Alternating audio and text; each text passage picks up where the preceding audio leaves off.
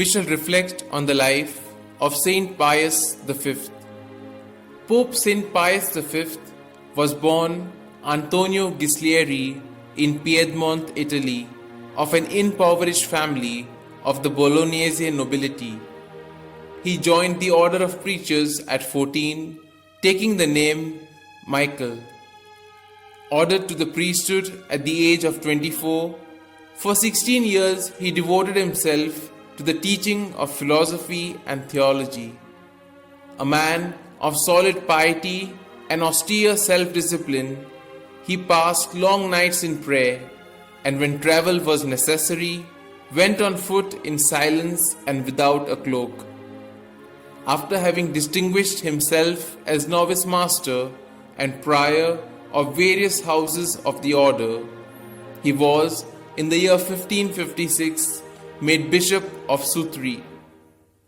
His all-consuming and selfless zeal for the purity of the faith led to his being made Inquisitor General and Cardinal in 1557. As such, he refused to countenance the nepotic appointment of the 13-year-old Medici to the Sacred College of Cardinals and the efforts of Emperor Maximilian II to have ecclesiastical celibacy abolished. On the death of Pope Pius IV in 1566, Bishop Ghislieri was, through the efforts of his friend St. Charles Borromeo, elected successor, a signal victory for the party of the Reform at a time when austerity and severity were particularly required in the Church, for the new Pope's uncompromising stand in matters of faith and discipline were well known by then. Consequently, the papal court underwent reform. The cardinals were urged to curb their luxurious lifestyle that they were accustomed to. Bishops were required to found diocesan seminaries and to reside in their sees. The secular clergy, the religious orders, and even the laity came to feel the Pope's influence in carrying out the decisions of the Great Council of Trent, which had been drawn to a close in 1563. Church music and liturgical worship were also reformed. To the Mass were added the Domine non sum dignus, the Confiteor, and the Blessing. In the political field, Pius vigorously supported the Catholics in foreign lands. He excommunicated Queen Elizabeth I of England and worked ceaselessly to bring about a union of the Christian princes of Europe against the threatening Turks.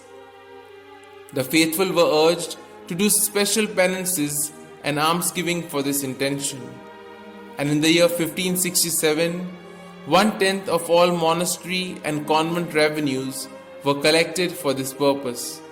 Finally, the Turkish attack on Cyprus brought the forces of Venice, Genoa, Spain, and the Holy See together. Don Juan of Austria, as commander-in-chief of the Allied fleets, having left behind all soldiers of known evil lives, won the great naval victory of Lepanto on the 7th of October 1571, while a great procession of the Rosary Confraternity was passing through the streets of Rome, imploring divine assistance. It was in memory of this victory that Pius instituted the feast of Our Lady of Victory, later changed to the feast of the Holy Rosary, and entered the invocation, Help of Christians, in the Litany of Loreto.